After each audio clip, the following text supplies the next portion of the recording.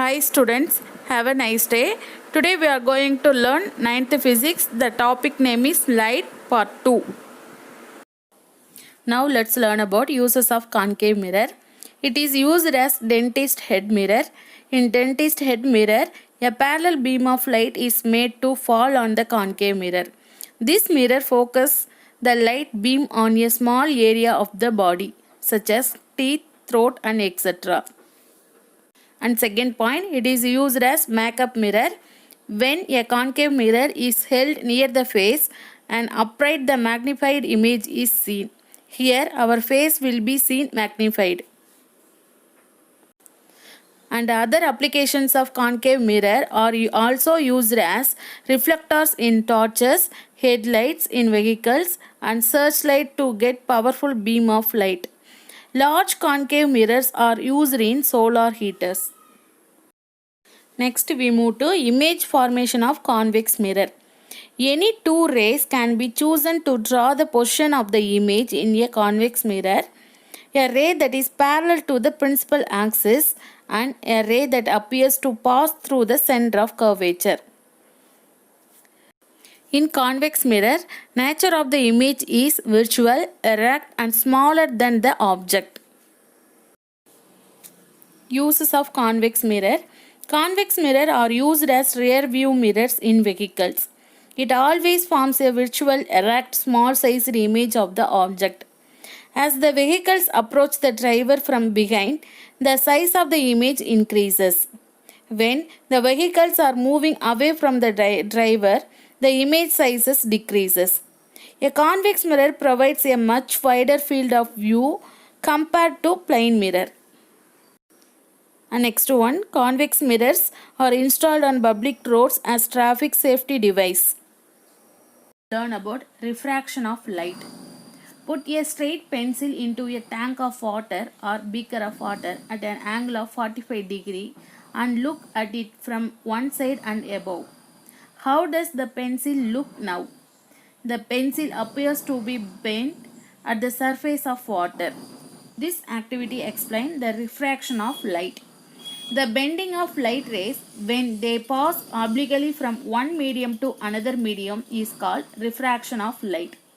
Light rays get deviated from their original path while entering from one transparent medium to another medium of different optical density.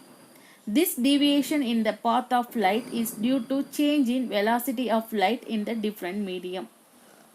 Velocity of light is more in rarer medium than in a denser medium. We move to laws of refraction. When a ray of light travels from optically rarer medium to optically denser medium, it bends towards the normal. When a ray light travels from an optically denser medium to optically rarer medium, it bends away from the normal. A ray of light incident normally on a denser medium goes without any deviation. So, laws of refraction also known as Snell's law of refraction. Point, the incident ray, the refractor ray and the normal to the interface of two transparent media at the point of incidence all lie in the same plane. Next we move to Snell's law. Angle of incidence to the sine of the angle of refraction is a constant for light of given color and for the given pair of media.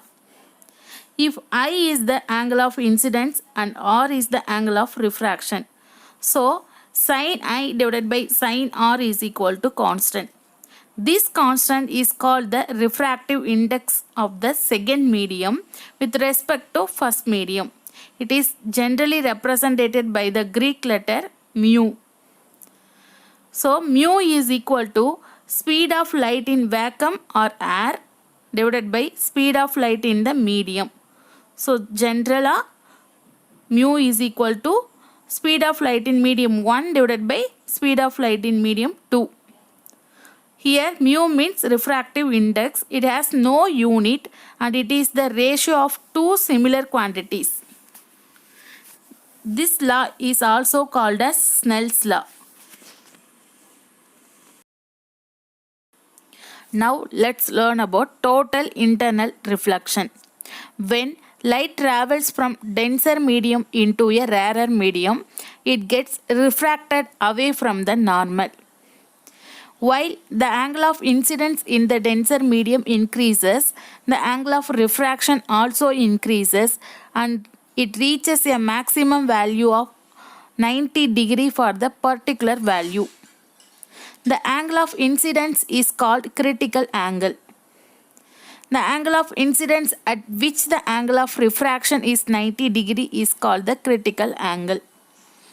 When the angle of incidence exceeds the value of critical angle, the refracted ray is not possible. Since r greater than 90 degree, the ray is totally reflected back to the same medium. This is called as total internal reflection. Next we move to conditions to achieve total internal reflection. In order to achieve total internal reflection, the following condition must be met. First one, light must travel from denser medium to rarer medium. And second one, the angle of incidence inside the denser medium must be greater than that of the critical angle. Next one, total internal reflection in nature, mirage. On hot summer days, patch of water may be on the road. This is an illusion. In summer, the air near the ground becomes hotter than the air at higher levels. Hotter air is less dense and has smaller refractive index than the cooler air. Thus, a ray of light bends away from the normal and undergoes total internal reflection. Total internal reflection is the main cause for the spectacular brilliance of diamonds and twinkling of stars. Next we move to optical fibers. Optical fibers are bundle of high quality composite glass or quartz fibers. Each fiber consists of a core and grading. The refractive index of the material of the core is higher than that of the grading. Optical fibers works on the phenomenon of the total internal reflection. When a signal in the form of the light is directed at one end of the fiber at a suitable angle, it undergoes repeated total internal reflection along the length of the fiber and finally comes out at the other end. Optical fibers are extensively used for transmitting audio and video signals through long distance. Moreover, due to their flexible nature, optical fibers enable physicians to look and work inside the body through tiny incisions without having to perform surgery.